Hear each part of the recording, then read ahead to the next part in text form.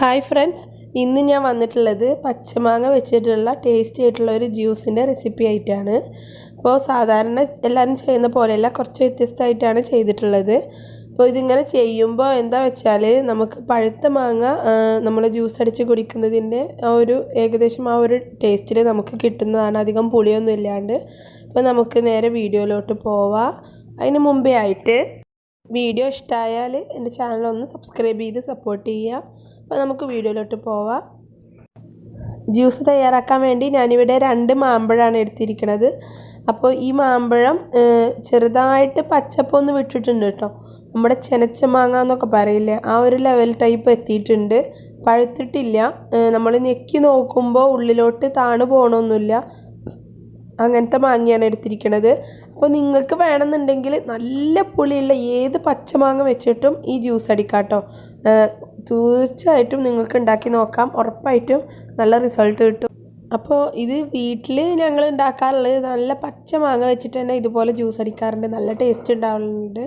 അപ്പോൾ എനിക്ക് കിട്ടിയപ്പോൾ ഇത് ചെറുതായിട്ടൊന്ന് കളർ മാറിപ്പോയി, അത്രയേ ഉള്ളൂ. അപ്പോൾ ഇതൊന്ന് ഇനി കട്ട് ചെയ്തിട്ട് ചെറിയ പീസുകളാക്കി മുറിക്കണം. തൊലിയെല്ലാം റിമൂവ് ചെയ്തിട്ട് വേണം നമുക്ക് പീസുകളാക്കി എടുക്കാൻ. അപ്പോൾ നിങ്ങൾക്ക് ഇഷ്ടമുള്ള ഷേപ്പിൽ കട്ട് ചെയ്തെടുക്കാം, അതൊന്നും കുഴപ്പമില്ല. നമുക്ക് ജ്യൂസ് അടിക്കാനുള്ളതാണല്ലോ, ചെറിയ കഷ്ണങ്ങളായാൽ മാത്രം മതി. ഇത് മുഴുവനായിട്ടും നമുക്ക് കട്ട് ചെയ്തെടുക്കാം. അതിൻ്റെ കാമ്പ് മുഴുവനായിട്ടും എടുക്കാം കേട്ടോ.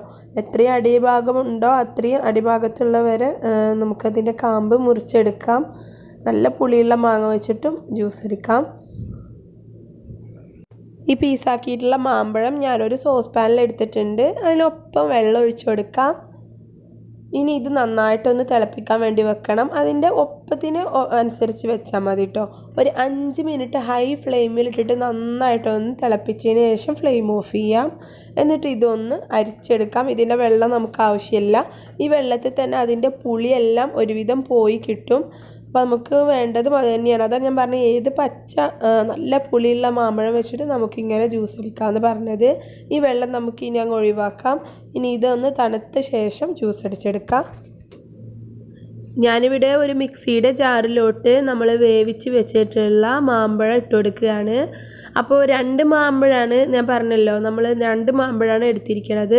അപ്പോൾ ഇതുകൊണ്ട് തന്നെ നമുക്ക് ഇഷ്ടം പോലെ ജ്യൂസ് ഉണ്ടാക്കിയെടുക്കാം കേട്ടോ. അപ്പോൾ അത്യാവശ്യം ജ്യൂസ് ഞാനിത് വെച്ചിട്ട് ഉണ്ടാക്കുന്നുണ്ട്. ഒരു 4 ഗ്ലാസ്സിന് മുകളിൽ ജ്യൂസ് ഉണ്ടാക്കാം. അപ്പോൾ അതിനനുസരിച്ചിട്ടുള്ള മധുരം ഇട്ട് കൊടുക്കുകയാണ്. അപ്പോൾ നിങ്ങൾക്ക് മധുരമൊക്കെ നിങ്ങളുടെ പാകത്തിന് ചേർത്ത് കൊടുക്കുക. ശേഷം ഒരു 2 ഗ്ലാസ് പാൽ കൂടെ അതിലോട്ട്, തണുത്ത പാൽ അതിലോട്ട് ഒഴിച്ചു കൊടുക്കാം. ഒപ്പം തന്നെ സെയിം അളവിൽ 2 ഗ്ലാസ് വെള്ളവും കൂടെ ചേർത്ത് കൊടുക്കാം. അപ്പോൾ നിങ്ങൾക്ക് വേണമെന്നുണ്ടെങ്കിൽ വെറും പാലിൽ അങ്ങനെ ഉണ്ടാക്കിയെടുക്കാം കേട്ടോ, അതൊക്കെ നിങ്ങളുടെ ഇഷ്ടമാണ്. ഇനി ഇത് നന്നായിട്ട് അങ്ങ് ബ്ലെൻഡ് ചെയ്തെടുക്കുക. അരിക്കേണ്ട ആവശ്യം കൂടെ ഇല്ല. നല്ല സ്മൂത്തായിട്ടുള്ള അടിപൊളിയായിട്ടുള്ള മാംഗോ ജ്യൂസ് ഇവിടെ റെഡി ആയിട്ടുണ്ട്. അപ്പോൾ ഇത് നമ്മൾ പച്ചമാങ്ങ വെച്ചിട്ടാണെന്നുണ്ടെങ്കിൽ കറക്റ്റ് ആ ഒരു വൈറ്റ് കളറായിരിക്കും ഇതിന് കിട്ടുക. ഇതിപ്പോൾ ചെറിയൊരു കളർ മാറ്റം വന്നുകൊണ്ട് ഒരു ലേറ്റ് ആയിട്ടുള്ള ഒരു യെല്ലോ ആണ് കിട്ടിയിട്ടുള്ളത്. എല്ലാവരും ഒന്ന് ട്രൈ ചെയ്ത് നോക്കുക, ഇഷ്ടമാവും. എന്നിട്ട് ഫീഡ്ബാക്സൊക്കെ അറിയിക്കാൻ മറക്കരുത്. അപ്പോൾ നമുക്ക് ഇൻഷാ അല്ലാഹ് ഇനി അടുത്തൊരു വീഡിയോ ആയിട്ട് കാണാം. അപ്പോൾ അതിന് മുമ്പേ എൻ്റെ ചാനൽ സബ്സ്ക്രൈബ് ചെയ്യാൻ മറക്കരുത്. ഒപ്പം വീഡിയോ ഇഷ്ടമായാൽ ലൈക്ക് ചെയ്യാനും മറ്റുള്ളവർക്ക് ഷെയർ ചെയ്യാനും മറക്കരുത്. അപ്പോൾ നമുക്ക് കാണാം ഇനി. Thank you.